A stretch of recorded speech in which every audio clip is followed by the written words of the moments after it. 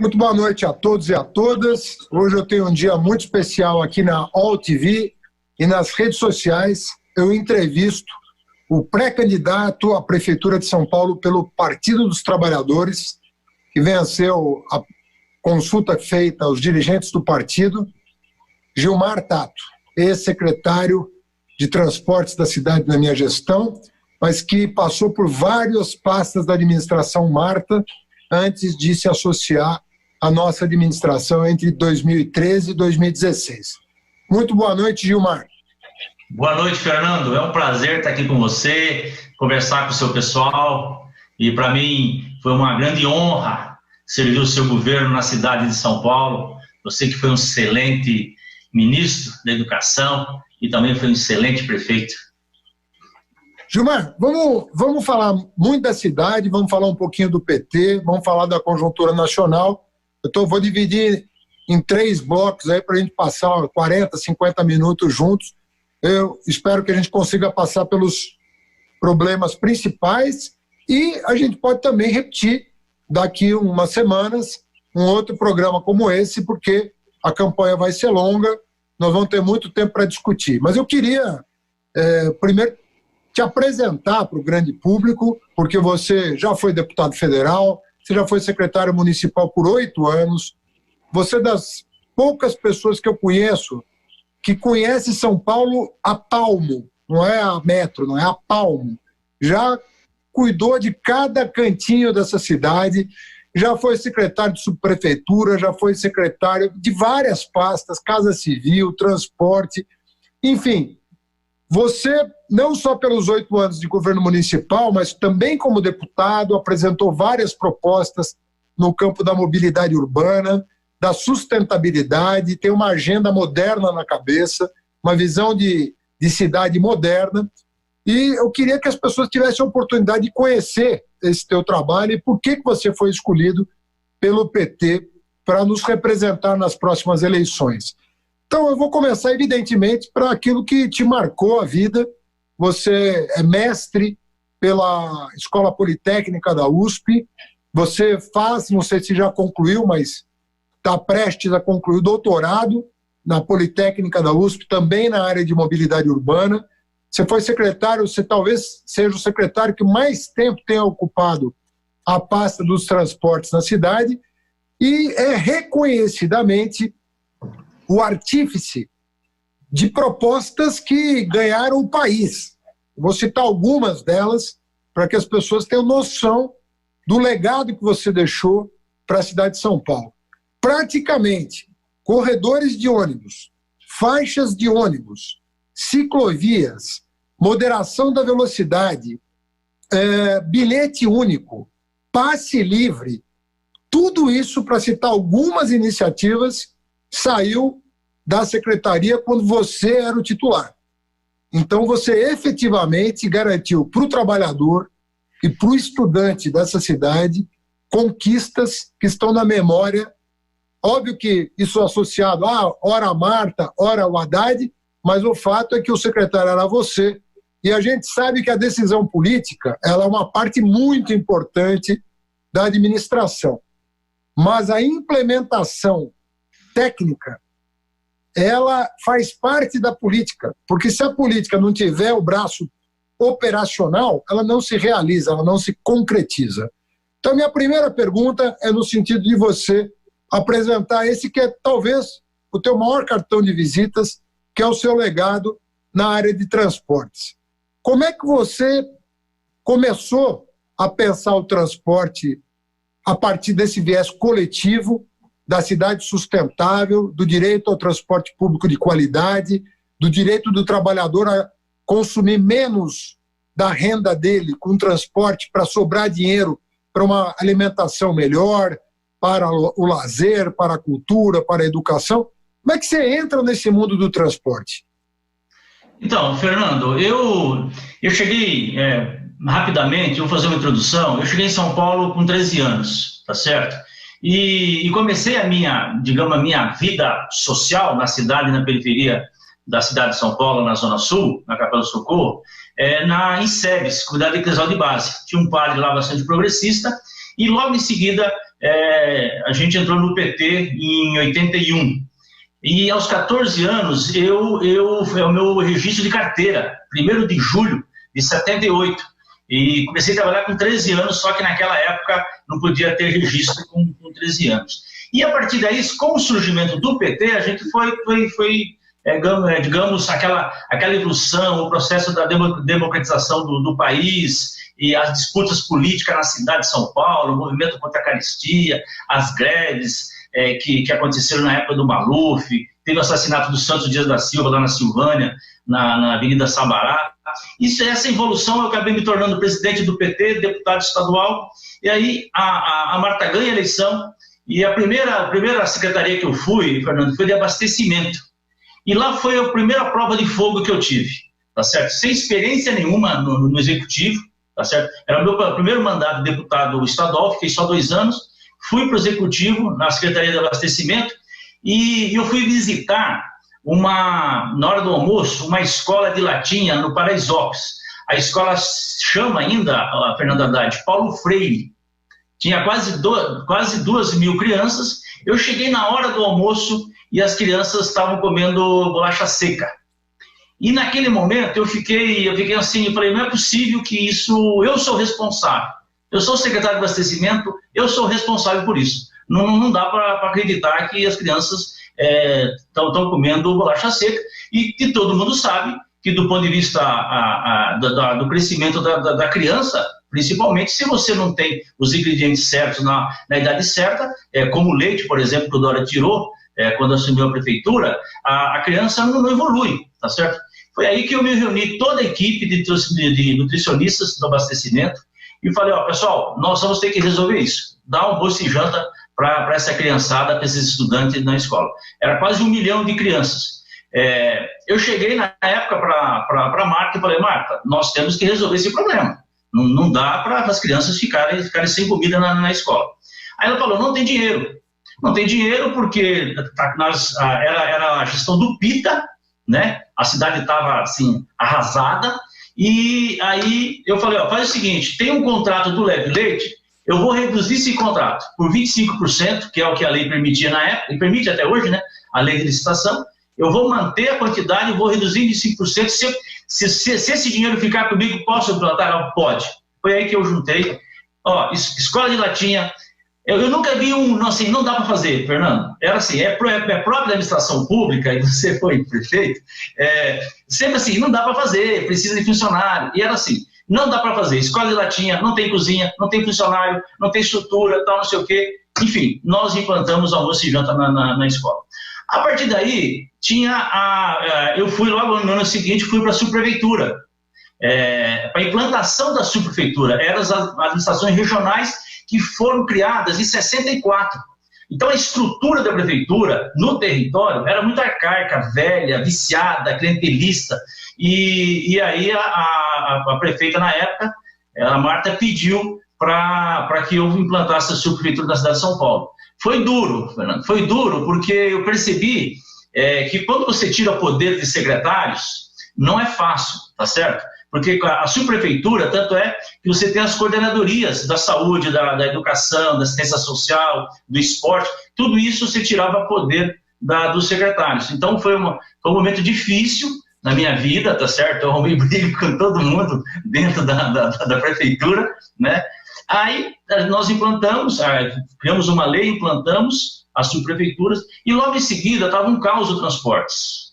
O transporte, você tinha uma verdadeira máfia que dominava o transporte, peruas clandestinas, era um caos, né? E aí foi ali que nós enfrentamos a máfia do transporte, conseguimos implantar, reestruturar o sistema de transportes, organizar o sistema de transportes, legalizá-lo, porque se o poder público não legaliza, você não consegue controlar, tá certo? Então, aí nós implantamos o bilhete único, e foi um grande feito, assim, a população, pra você ter uma ideia, 90% na época já aprovou o bilhete único, a população ganhou, economizou dinheiro, teve mais segurança, e implantamos os corredores de ônibus, que na época também os corredores eram... teve, assim, várias manifestações contra os corredores de ônibus. Eu lembro que na Rebouças, você tinha faixas e faixas naqueles prédios, a população, os moradores contra os corredores de ônibus, que falava que poluía, enfim, e a lei na época... Exatamente o contrário, né? Então, e a lei na época, ela falava que se você fizer um corredor de ônibus, você tem que fazer compensação ambiental. Olha só a contradição, né? E já naquela época, eu já recebia muito... Eu não, na verdade, é o prefeito, né? Prefeito, e você já recebeu muitos editorais, tá certo, em relação a isso, contra o bilhete único, contra os corredores. Então... Teve editorial contra bilhete único? Isso eu não lembrava. Teve. Contra o bilhete único, corredores, que eu lembro. Teve editorial também... Eu tive mais de 600 editoriais contra mim. 600. Aí nós... Contra a ciclovia, contra tudo. Contra a Praça Wi-Fi, contra a Parklet, contra a Paulista Aberta, contra tudo. A Paulista Aberta. Então, essa coisa de editorial dos jornais, assim, a gente está acostumado, tá certo? E aí, Fernando, depois encerrou, né, aquele ciclo, né, do governo da Marta. Eu me elegi deputado federal por 2 vezes. Eu peguei o segundo ano do governo Lula, que foi um ano maravilhoso, né? O segundo, então, do Lula, né? Uma popularidade, enfim, era fantástico, tá certo? E o primeiro da Dilma. E eu fui líder fui presidente da Comissão de Desenvolvimento Econômico, lá na Câmara Federal, e depois líder da bancada. Aí você ganha a eleição, você me convidou para voltar para a prefeitura.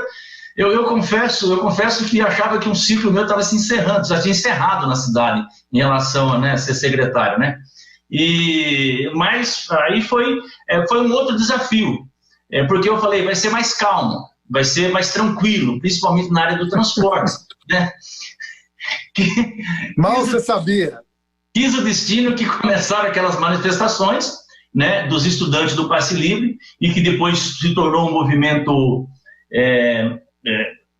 eu diria, assim, quase que fascista, viu, Haddad, viu, Fernando?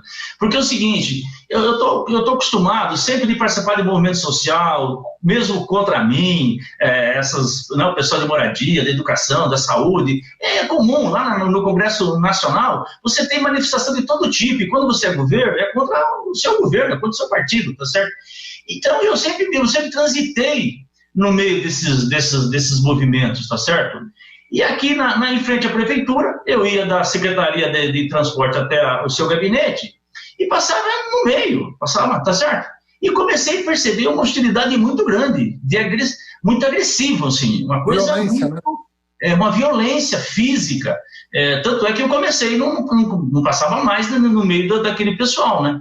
E aí que eu percebi que realmente era o ovo da serpente. Estava brotando uma coisa esquisita que não tinha nada a ver com reivindicação dos estudantes, com uma coisa mais social. E ali desencadeou, portanto, desde 2013, toda aquela movimentação, que culminou depois com essa movimentação do golpe da Dilma, tá certo? Eu acho que começou lá, viu, Fernando? A própria mídia, eu lembro muito da grande imprensa, principalmente rádio e televisão,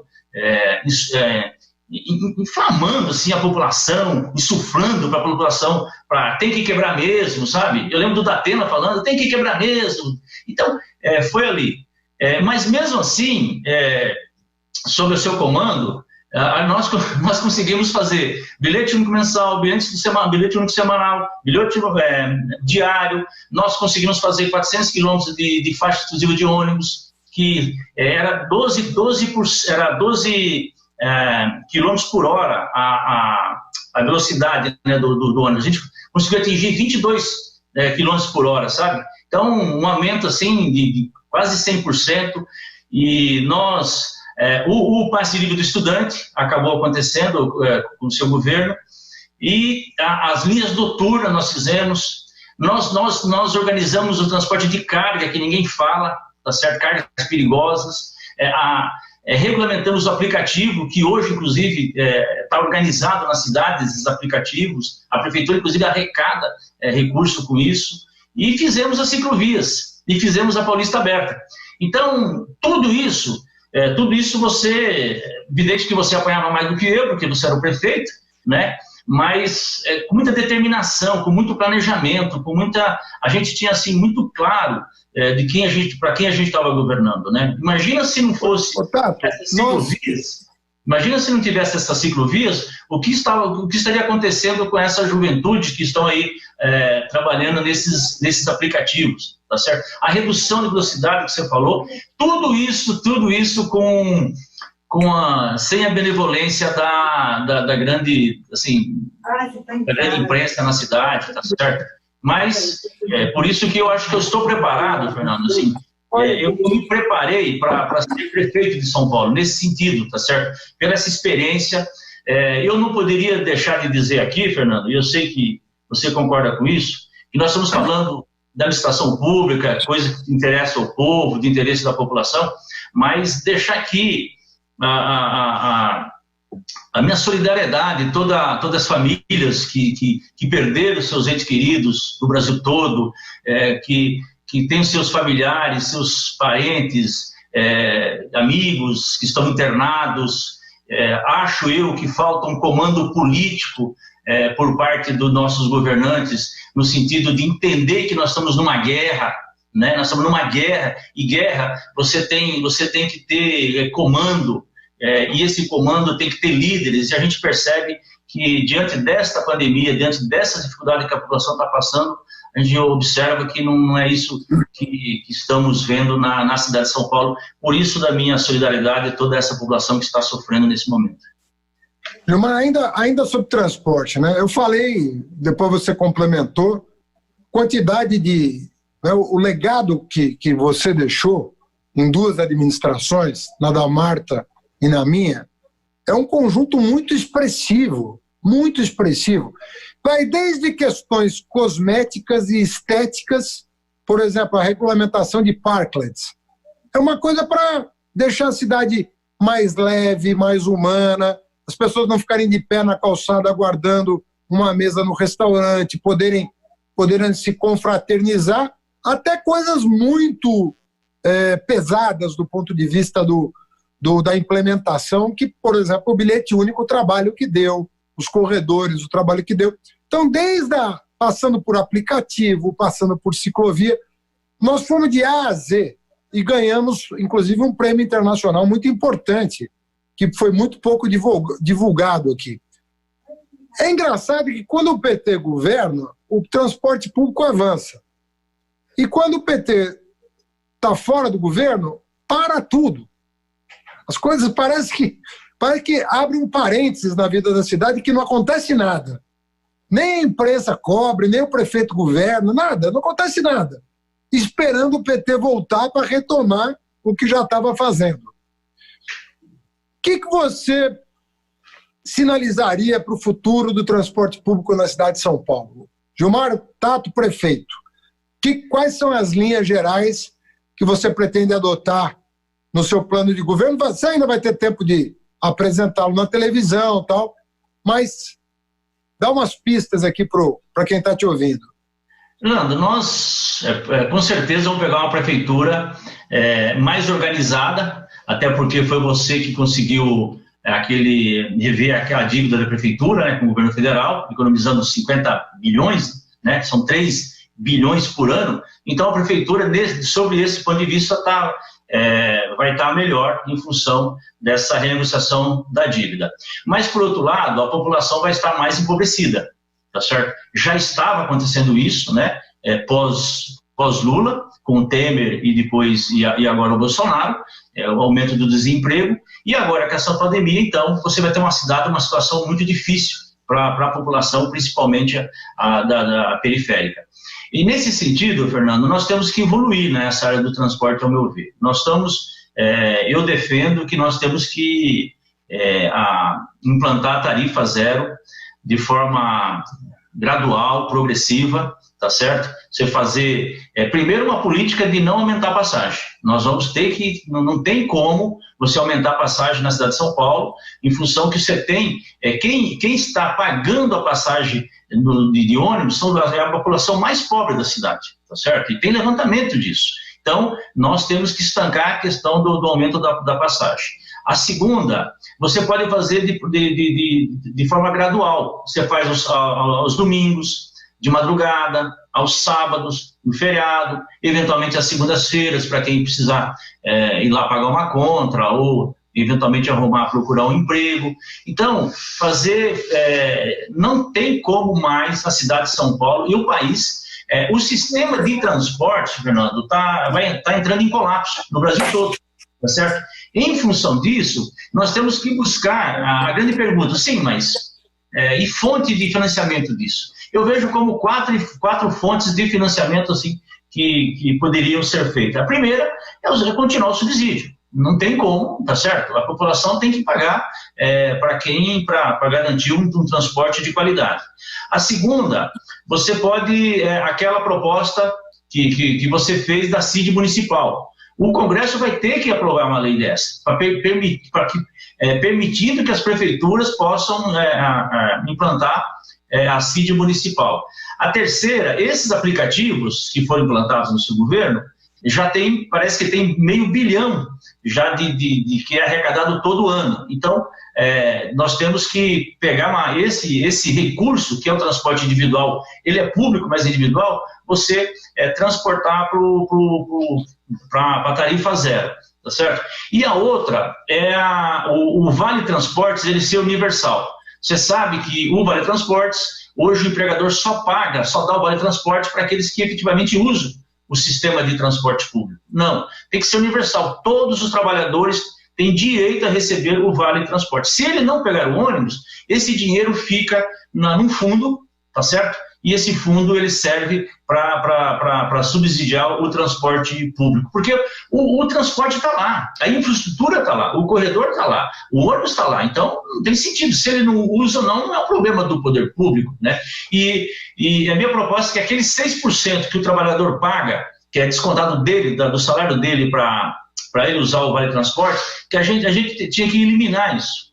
Porque quem ganha acima de R$3.300, os 6% já não vale a pena mais ele pegar o Vale Transporte, tá certo? Porque só os 6% de desconto já é o total do preço da passagem. Então, você tem também as operações urbanas, você tem que criar mecanismo, fazer um reestudo sobre a questão do IPTU progressivo.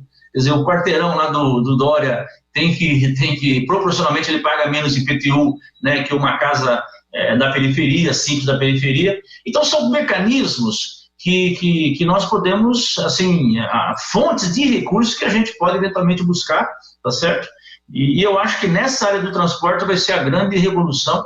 Eu estou estudando, Fernando, eu não descarto a possibilidade de a gente criar uma empresa pública que opere, entendeu? Evidente que não dá para fazer isso, né? Não se trata de estatizar, não tem sentido, porque tá certo? Mas eu tô achando que está na hora da gente criar uma empresa pública, modelo, que do ponto de vista um combustível não poluente e que seja um exemplo mesmo de operação na cidade, quem sabe para até poder você fazer comparações em relação de quem está operando na cidade, entendeu? Só algumas ideias que a gente tem e que, evidentemente, que eu quero conversar muito com você sobre isso, né? Você não vai escapar, não, hein?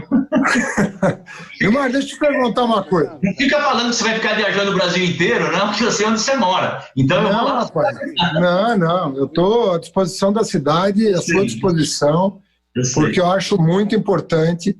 É óbvio que hoje a gente pode gravar programa para o Brasil inteiro, e eu vou fazer isso para todos os candidatos do nosso campo, porque nós precisamos enfrentar o Bolsonaro em todas as capitais, em todas as grandes cidades, em todas as cidades médias. Nós vamos ter uma resposta clara a esse desgoverno que está aí. Nós não temos que trabalhar triplicado, não tem problema. Se a gente tiver que virar à noite para fazer mensagem positiva, de esperança, de união nacional contra o que está aí, nós temos que fazer. Mas eu vou falar de outro caso particular e delicado. O transporte, eu estou tranquilo com você, porque você vai sobrar na Prefeitura de São Paulo. Aliás, 4 anos que não acontece absolutamente nada de bom no transporte público de São Paulo. Ao contrário, o que houve foram cortes de direitos, tanto de trabalhadores quanto de direitos dos estudantes. Mas o que eu queria te perguntar é sobre agora, Gilmar, sobre a questão da saúde. Porque é um tal de isso ou aquilo. Assim, o que eu estou vendo é que eu estou vendo até boa fé da Prefeitura e do Governo do Estado em querer ouvir os cientistas, os infectologistas, os sanitaristas. Agora, essas medidas estão sendo tomadas no atropelo, uma hora é uma coisa, outra hora é outra coisa. Eu mesmo que estou acompanhando aqui, eu fico imaginando o trabalhador. Abre o jornal, uma hora tem rodízio, outra hora não tem rodízio, uma hora tem bloqueio, outra hora não tem bloqueio, outra hora tem feriado, outra hora não tem feriado.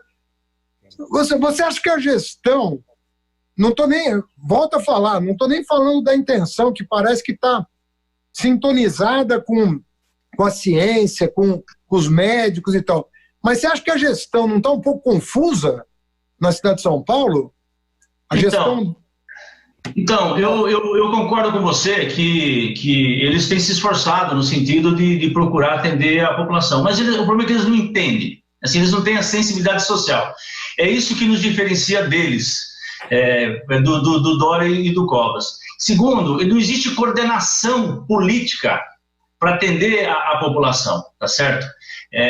E eu lembro que quando tinha as enchentes na cidade de São Paulo, você chamava todos os secretários, principalmente da área que tinha a ver, e era coordenado inclusive pela vice-prefeita na época, Nádia Campeão, e você montava um comando de combate às enchentes para que não ficasse gente boiando, carro boiando, que as pessoas não caíssem dos morros, das encostas, tudo. Nesse caso, não tem comando, não tem coordenação política por parte deles. Então, por exemplo, hoje nós temos uma situação de os leitos já com 91%, né, já preenchidos, correndo o risco de entrar em colapso. Ao invés de fazer, tudo bem, está certo fazer um hospital de campanha no Pacaembu, mas por que não faz na periferia? Por que não faz lá em Interlagos, na Zona Sul? Por que não usa Itaquerão, que o Corinthians já ofereceu para fazer lá no Itaquerão? Por que não usa o Campo de Marte, ou na Zona Norte, na Zona Oeste, principalmente na região da Brasilândia, que é o maior da cidade? Eles pedem, faz um rodízio, um mega rodízio da cidade de São Paulo, aonde é uma quarentena do carro, joga a população para ir para o transporte público e reduz a frota em 50%. Não higieniza a frota. Então, eles não têm essa sensibilidade. Por exemplo, as crianças estão em casa, Fernando, e eles não garantem alimentação para as famílias dessas crianças e essas crianças, tá certo? Então, você sabe que a prefeitura, o prefeito tem um poder de articulação muito grande, de envolver os empresários, envolver a sociedade civil, os movimentos sociais, as entidades, tudo, para garantir a alimentação para todas essas pessoas, tá certo? Mesmo quem está em submoradia, em cortiço, na beira de córrego, por que não usar os equipamentos da prefeitura neste momento de guerra, você instalar barracas, onde a pessoa fica em abrigos, e ao mesmo tempo possa ter uma alimentação. Então, só na área do transporte já foram 3 mudanças, tá certo? Foram 3 mudanças. A primeira, pediu a população ficar em casa, ela ficou. Aí, à medida que eles fizeram, reduziram a frota. A segunda, trancaram as grandes avenidas e impedindo, inclusive, que os profissionais que precisem trabalhar na área da alimentação, na área da saúde, na área de transporte, na área da limpeza urbana e também da limpeza dos hospitais, eles impediram, não tinha nenhuma uma organização nesse sentido. No rodízio, nesse mega rodízio, Fernando, lá no fundão da Zona Sul, em Parelheiros, você tem uma rede de solidariedade lá de empresários grandes inclusive, que eles colocaram à disposição, além de doar os alimentos, eles colocaram à disposição a frota, os veículos deles, para rede de supermercado, para poder fazer a cesta básica para dar lá para o pessoal. No mega rodízio, a CT não permitiu que os caminhões circulassem, entendeu? Então, é uma coisa assim, não tem sensibilidade, eles não conseguem, não tem comando, não tem coordenação política. Por isso que, e ao mesmo tempo, como é que a população fica em casa, e tem que ficar em casa, porque realmente para você combater esse inimigo, o jeito de você combatê-lo, que ele morre de medo, é justamente você ficando quieto, tá certo? Não é saindo de casa, mas ao mesmo tempo você precisa dar condições para as pessoas ficarem em casa, porque é impossível. Se a pessoa não tem dinheiro, não tem alimento para dar para o filho, é evidente que a pessoa vai sair para a rua, tá certo? Então, é isso. Tem boas intenções, mas eles não têm essa capacidade de articulação política. O mega rodízio que foi feito na cidade de São Paulo, você acha que é possível? Você que se relacionou com o governador na época, você acha que é possível fazer um mega rodízio desse sem combinar com o secretário de Transporte Metropolitano? O secretário de Transporte Metropolitano ficou sabendo pelo jornal que estava tendo esse mega rodízio. Então, eles são muito atrapalhados, tá certo? E não entende de administração pública, ao meu ver, e não tem essa sensibilidade social que um governo do PT teria e tem. Acho que é isso que nos diferencia, sabe? Você vê, o Dória, quando assumiu a prefeitura de São Paulo, ele fez 3 medidas que é um absurdo. Ele reduziu o benefício do bilhete único, tá certo? De 3 horas para 2, e vamos lembrar, se a pessoa fica mais tempo no sistema de transporte, é porque essa pessoa mora muito longe. E se ela mora muito longe do centro de São Paulo, é onde está o pessoal mais empobrecido. Então, essa medida de redução foi um crime que ele fez em relação ao bilhete único. Ele tirou o passe livre dos estudantes, entendeu? Que é um absurdo que foi implantado no seu governo. E a terceira medida, que essa sim tirou o leite das crianças.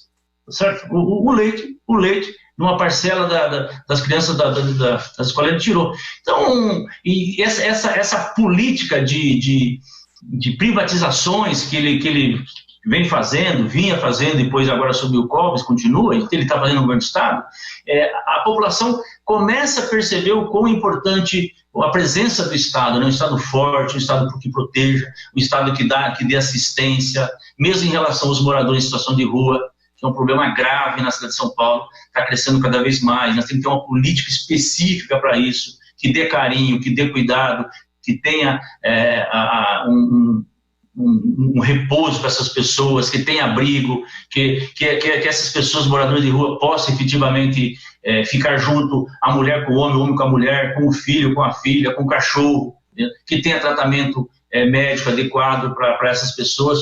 Então, me parece que isso falta na cidade de São Paulo, principalmente num período do empobrecimento ainda maior da população, e a recuperação disso vai ser muito difícil, né? Você como economista sabe disso, que a capacidade de nós recuperarmos a economia, o emprego, a renda, é muito difícil com o governo federal que nós temos e com essa cabeça que tem aqui o governador e o prefeito. Por isso que, a meu ver, nós temos que implantar a renda básica da cidadania, projeto do vereador Suplicy, senador Suplicy, tá certo?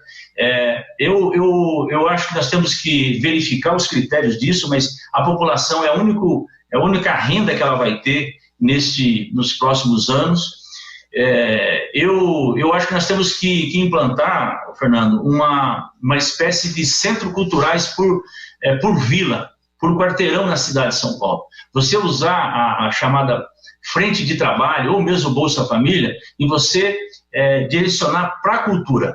Porque na periferia, o que tem uma diversidade cultural, uma produção cultural, expressões culturais muito rica, em grande quantidade. Você tem hip hop, você tem pagode, você tem funk, você tem slam, você tem poesia, você tem prova, você tem música, você tem, enfim, ligado com esporte. Então, você juntar o esporte, cultura, o lazer, esporte, cultura, assim, já existe isso. Eu lembro, como o carnaval de rua. O carnaval de rua já existia na cidade de São Paulo, sempre existiu, entendeu? O que você fez de diferente? Entendeu? Na época, o pessoal tinha o carnaval de rua, só que a maioria da população de São Paulo ia para o Nordeste, ia para o litoral, saía da cidade de São Paulo no carnaval, tá certo? O que aconteceu? Você potencializou, entendeu? É isso que eu falo aqui, a cidade precisa de liderança, não é ser só prefeito, não é só prefeitar, tá certo? Mas você explodiu o carnaval de rua na cidade de São Paulo, aqueceu a economia, Hoje as pessoas vêm para São Paulo, os turistas estão vindo para São Paulo. Então, você lota hotel. Você lota hotel. No carnaval era tudo as moscas. Exatamente, exatamente. Então, por que não fazer isso na área da cultura também, tá certo? Essa cultura que brota, que é uma feijoada, um caldeirão que vem Gilmar, deixa eu te perguntar um pouco sobre educação. Aliás, eu vou te perguntar sobre obras e educação, porque é o seguinte, nós fizemos, talvez na Zona Sul, o maior programa de obras da cidade de São Paulo. Você, como meu secretário, você sabe, a Luiz Gusquem, paralela a M. Boi Mirim, como nós que fizemos. Você duplicou a Belmira Marim. Você duplicou a Estrada do Alvarenga. Nós fizemos as pontes Laguna e Itapaiuna para desafogar a ponte da João Dias de Itapecerica. Quer dizer, foi um conjunto, um pacote ali para a Zona Sul, que nós desafogamos muito a Zona Sul. A Zona Sul não é que está perfeita, mas na comparação com o que era, aquilo era um inferno, pô. Você me levou, me lembro, meu primeiro dia de campanha em 2012 foi no Horizonte Azul. Você me levou lá e falou, Haddad, eu quero que você veja o que é o sofrimento do povo. Tinha uma ponte ali do Jardim Capela, que era uma pontezinha assim, rapaz. Nós, metemos uma ponte linda lá, os ônibus passam tranquilo, levam o povo até suas casas, o cara saía a pé, caminhava 6 quilômetros, 7 quilômetros para chegar em casa, a pé, porque não conseguia passar pela ponte. Na área da saúde, nós começamos 3 hospitais, entregamos um, deixamos de Parelheiros praticamente pronto, os caras não conseguem entregar até hoje. E o da Brasilândia é começado, 20% do Hospital da Brasilândia é começado. E ainda perdemos tempo para ajudar o metrô a encaixar uma estação que eles nem começaram a fazer. Na área da educação, nós fomos o que mais abriu vaga em educação infantil da história da cidade. Novas creches, novas pré-escolas, e começamos 11 céus. Uma nós entregamos e 10 nós deixamos em obra. Tudo o que eles vão conseguir fazer, se tanto, é entregar as obras que eu comecei. As que eu terminei, eu entreguei. As que eu comecei, pode ser que ele termine. Não começou uma obra dele. Um negócio extraordinário. Assim. Uma pessoa que não consegue planejar uma única obra da cidade. Nós planejamos Anhangabaú, Ponte da Raimundo, tudo planejado pela nossa gestão. E deixamos dinheiro em caixa para fazer. Não é que eu deixei dívida. Deixei 5 bi e meio em caixa, e a dívida que era de 80 bi caiu para 30. Então a pergunta que eu te faço é o seguinte, você vê espaço para uma retomada do planejamento de médio e longo prazo na cidade? Porque nós já temos o plano diretor, nós temos a lei de uso e ocupação e o Código de Obra. Eu fui o único prefeito da cidade de São Paulo que aprovou essas 3 leis num mandato. De plano diretor, lei de uso e ocupação, Código de Obra num mandato. Revimos toda a legislação urbanística, revimos a dívida e fizemos um planejamento de grandes obras. Então, Haddad, eu comecei aqui com essa conversa com você, exatamente isso, você deixou a cidade organizada. Eu falei da dívida, né, que você deixou a cidade organizada, do ponto de vista de finanças, tá certo? E eles teriam a capacidade maior de fazer mais coisas, inclusive, do que a gente, em função disso, né, porque nós tínhamos que pagar a dívida todo ano para o governo federal, e você deixou a cidade organizada do ponto de vista urbanístico, quer dizer, e todo o eixo do plano diretor, o conceito é exatamente fazer com que as pessoas moram, trabalham e estudam o lazer próximo da sua casa, e quando não consegue, você cria uma rede de transporte público para as pessoas poderem se locomoverem, tá certo? E toda a construção na cidade sempre próximo, né, nessa rede de transporte, esse eixo central que é o transporte. E a própria lei do zonamento que você falou.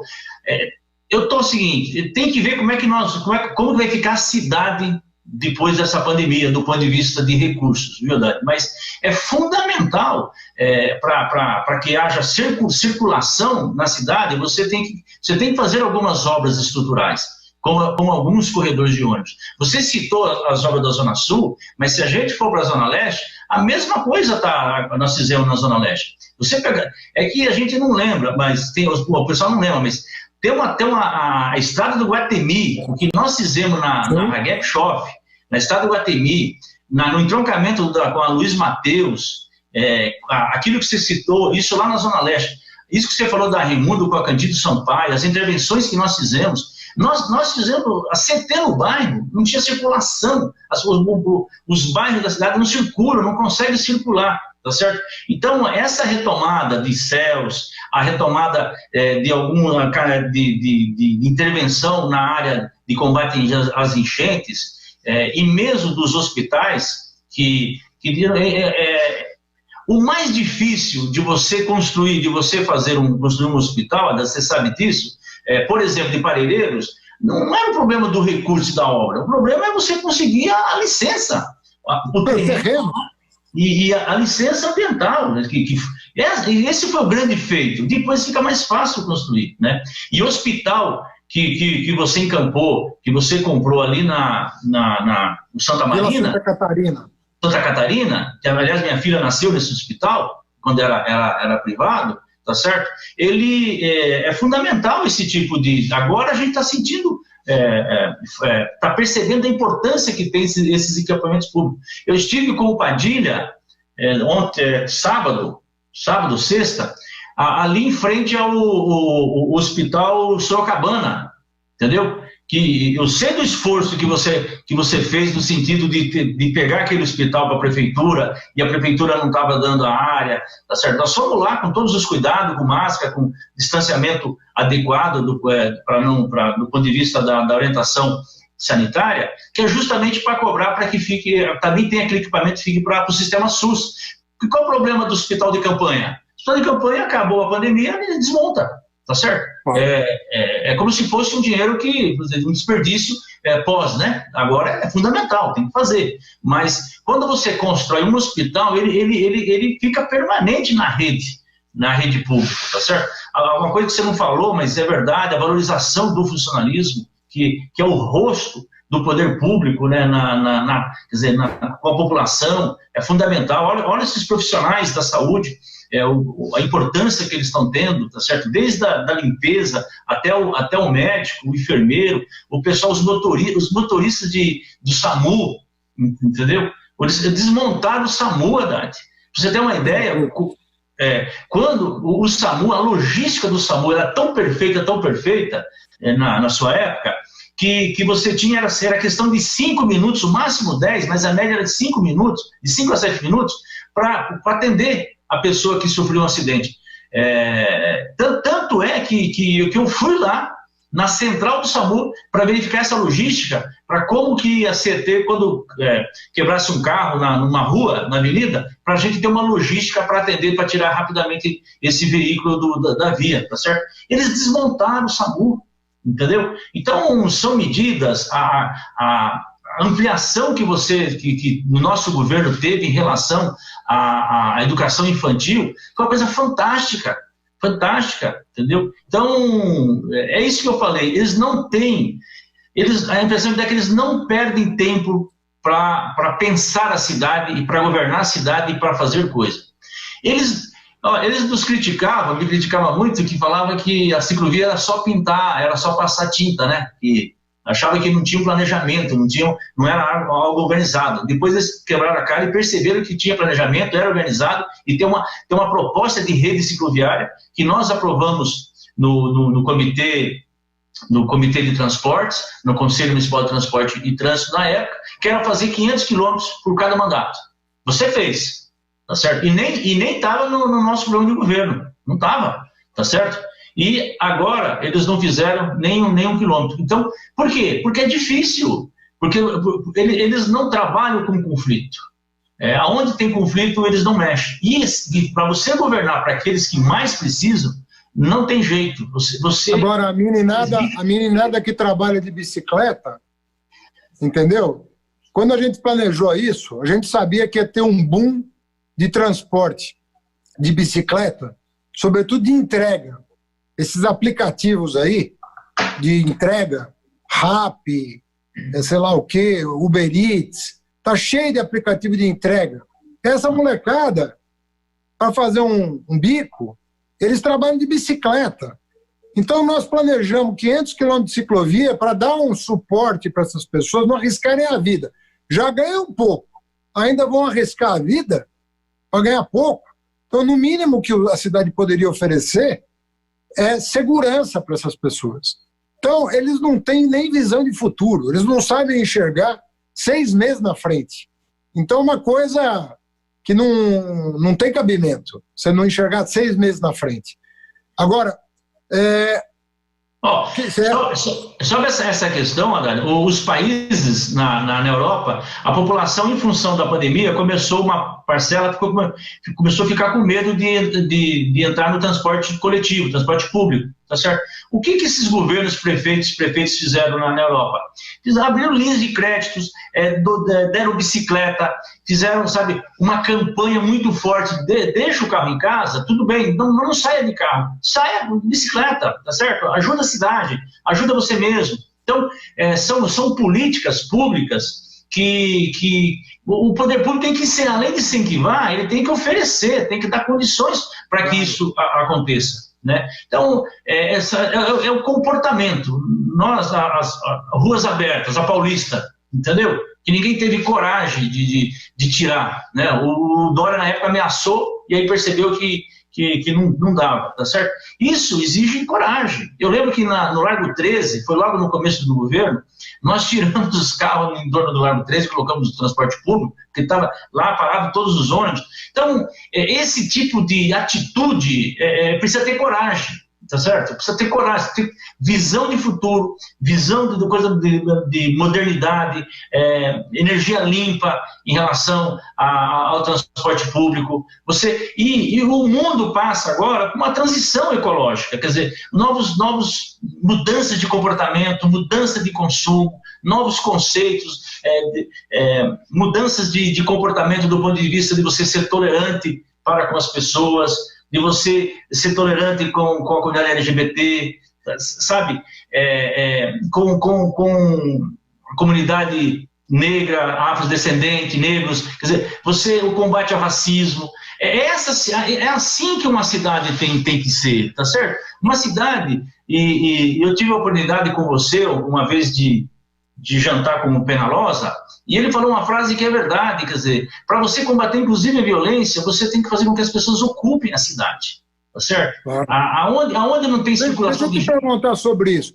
Eu troquei 90 mil lâmpadas de LED nessa cidade. Eu acho que ele não trocou uma. Eu queria saber se você vai retomar o programa LED, de iluminar a periferia como eu iluminei. Tem vários bairros da cidade que é 100% LED, Gilmar. Lâmpada branca, forte e que economiza energia elétrica, inclusive. Mas é visível, viu, Haddad? É visível. Eu mesmo, quando podia circular, agora não pode mais, né, por causa da pandemia, é visível. Você entra num bairro onde tem LED e um bairro onde não tem LED. A diferença da iluminação, tá certo? E você economiza energia, inclusive, tá certo? Então, é evidente que eu vou retomar esse programa. Instalar banda larga, internet, Wi-Fi em toda a cidade. Não dá mais, tá certo? Até porque agora barateou, tá mais, tá certo? Então, nós temos que instalar internet em toda a cidade, em todos os locais da cidade. O programa de reciclagem, quando eu falei de mudança de comportamento... Eles pararam, né? Retrocederam tudo. Pararam, que é uma coisa assim, fantástica do ponto de vista ambiental, simpática do ponto de vista, né, das pessoas. Não tem sentido você não separar mais o lixo. Então, você incentiva, inclusive, as cooperativas, você gera emprego. Então, quando eu falo que tem que ser líder, o prefeito não é só prefeitar, é nesse sentido. Tem uma parte que compete à prefeitura, que é direto, mas tem uma parte que é aquela parte da mobilização, de você organizar, você articular com a sociedade. Desde o grande empresário até a entidade comunitária, tá certo? Da ponta. Então, e isso a cidade precisa, tá certo? E a cidade é uma cidade muito solidária, viu, Haddad? Porque se não fosse essa solidariedade por parte da população, e aí o PT está ajudando bastante. Eu sei porque eu estou fazendo muitas reuniões principalmente dos zonais da periferia, mas não só, na cidade inteira. Assim, é visível, as pessoas entram na sala, elas estão de máscaras, mas não estão de máscara porque está saindo para prestar uma solidariedade a alguém, a um grupo de pessoas, ou porque está chegando, tá certo? Tem pessoas se contaminando em função disso, se expondo em função disso. Então, tem uma rede de solidariedade importante na cidade. Evidente, se você tivesse uma prefeitura que potencializasse isso, né, um governador que potencializasse isso, e um presidente da República que saísse, né, porque ali não tem conserto, o presidente da República não tem conserto, tem que sair. O jeito dele ajudar o país é ele sair, tá certo? Ele é contra a ciência, ele faz tudo ao contrário que enfim, as autoridades sanitárias falam e desrespeitam as instituições. Então, por isso... É um pesadelo, né? É um pesadelo. Como é que pode, num momento desse, o Brasil ter um presidente desse? Assim? É um pesadelo. Gilmar, eu quero já deixar o convite para um próximo bate-papo nosso. Bom. Você escolhe o dia. Daqui 2 semanas, daqui 1, daqui 3. Você escolhe o dia para a gente avançar no debate sobre a cidade. Agora, eu vou terminar com uma pergunta para cutucar você. Teve uma disputa dentro do PT muito acirrada entre você e o Padilha. Você foi vitorioso. Minha pergunta, o PT vai estar unido com sangue nos olhos para ganhar essa eleição? Como é que está teu ânimo? Como é que está o ânimo da nossa companheirada na periferia? Pronto para a batalha? O PT vai estar unido, está unido.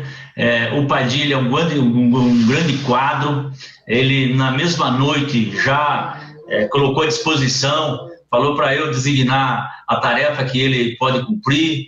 Liguei para todos os outros pré-candidatos, tá certo? Para o Zaratini, para o Suplicy, para a Kika, enfim, no sentido de estarmos todos juntos. A militância está muito animada, está aguerrida, não está vendo a hora de sair na rua para poder fazer trabalho social, para fazer militância, para fazer campanha, e eu tenho certeza que a ajuda sua, a ajuda do Lula, a ajuda dos nossos deputados estaduais, federais, vereadores, nós estamos com uma boa chapa de vereadores. O que nós estamos fazendo agora? Nós vamos começar a montar o programa de governo, por bairro, por distrito, por subprefeitura e também na cidade como um todo. Então, eu estou muito animado, eu estou leve, o espírito, sabe, sadio, porque eu sei da minha responsabilidade de representar o PT na cidade de São Paulo, o Brasil inteiro está olhando para a cidade de São Paulo, mas como eu falei, eu me preparei para isso, tá certo? E tenho dialogado muito, conversado com muita gente, principalmente meus companheiros e companheiras do PT, no sentido de a gente estar unido e ganhar na cidade de São Paulo, preparar, aqui ser a cidade da resistência contra o Bolsonaro e preparar, pavimentar o nosso caminho para 22. Você falou que chegou em São Paulo com 13 anos de idade, né? Já começou a trabalhar. Você nasceu onde? Eu nasci no interior do Paraná, uma cidadezinha. Para você ter uma ideia, eu nasci no Rancho Mundo. O Rancho Mundo pertence ao distrito de Corbélia. Corbélia pertence ao município de... Rancho Mundo pertence ao distrito da Penha. Penha pertence ao município de Corbélia. Corbélia é próximo de Cascavel, que é no interior do Paraná. Meus pais, meus irmãos, nós somos todos da roça, né? Somos uma família grande. E aí, na medida que os filhos iam estudando e iam crescendo, não tinha terra para todo mundo, né? E então, acabou vindo para a cidade. Eu fui a última leva. Eu vim com meus pais para São Paulo. Meus irmãos vieram primeiro, tá certo? Nos anos 60, dos anos 70. E em 78 eu vim para São Paulo com meus pais. E será que o menino da roça de Corbélia vai ser prefeito de São Paulo? Vai. Sexta maior cidade do mundo? Vai, não tenha dúvida disso. Vai. Gilmar, muita sorte para você. Conta com esse seu companheiro aqui que vai estar 100% disponível para o que você precisar. Nós hoje conversamos com Gilmar Tato, pré-candidato do PT à Prefeitura de São Paulo. Toda segunda-feira, às 20 horas, na UOL-TV, nas redes sociais, a gente conversa com alguém que tem o que dizer, que tem uma mensagem de esperança para a nossa gente. Hoje foi o dia do Gilmar Tato. Se Deus quiser, vai ser o nosso prefeito a partir do ano que vem. Um abraço, Gilmar. Tudo de bom para você. Estamos na luta aí. A vitória. Obrigado. Um abraço. Abraço grande.